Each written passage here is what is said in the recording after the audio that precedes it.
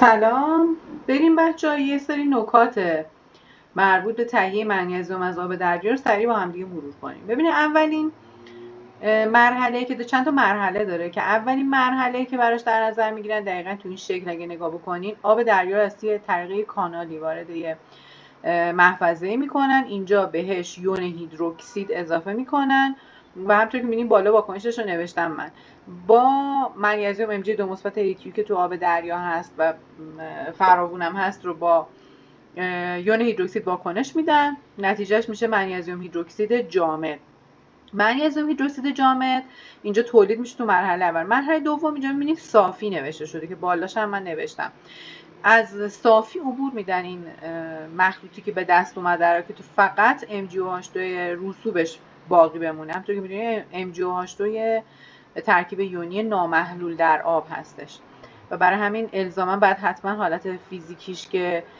S به صورت S نوشته میشه و جامد هست تاکید میشه که بنویسین و حواستون بهش باشه. از صافی عبور میدن، منیزیم هیدروکسید جامدش رو به صورت جدا سازی میکنن و حالا میان برمی دارن میبرنش با HCl. همونطور که اینجا میبینین واکنشش میدن که واکنشش اینجا تو مرحله سوم نوشتم MgOH مرتبه S رسوب به علاوه 2 تا HCl AQ MgCl2 AQ و 2 تا H2 میده که این محلول MgCl2 که حاصل میشه رو ما باهاش کار داریم. محلول MgCl2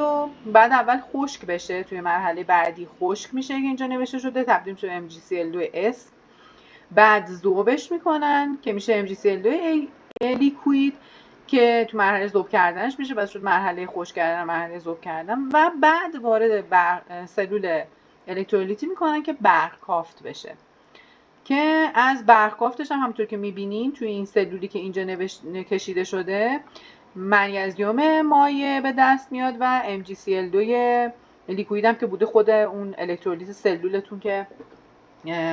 برق‌کافت شده و در ضمن گاز Cl2 گاز کلور که از این دودکشی که حالت دودکش مانندی که اینجا داره خارج میشه که اینجا اگه ببینین اینجا مشخصه که این گاز Cl2 رو باز برمیگردونن میبرن برای تولید HCl اون بالا استفادهش میکنن طی یه واکنش خاصی. حالا اونو با واکنش میدن و ازش HCl به دست میاد از این Cl2 و حالا منیزیمای لیکوید که به دست اومده رو هم همونطور که میبینین بعد به این چند تا نکته هست دقت بکنین که منیزیم لیکویدی که به دست میاد این منیزیم لیکوید تولید شده توی این سلول چگالیش از خود MgCl2 که الکترولیت سلول هست کمتره و میبینین رو وایساده. ممکن سوالی باشه که ازتون پرسیده بشه که اینجا نکتهش رو میبینین نوشته شده چگالی MgCl2 از چگالی MgCl2 جفتشون لیکوید هستن دیگه کمتره و روی الکترولیت سلول MgL روی MgCl2L قرار میگیره. نیم واکنش‌های کاهش و اکسایش و واکنش کلی نیم سلول برق‌کافت رو هم اینجا می‌بینید نوشته شده. توی واکنش اکسایش یا آنودیش بعد حواستون به این باشه که Cl منفی لیکوید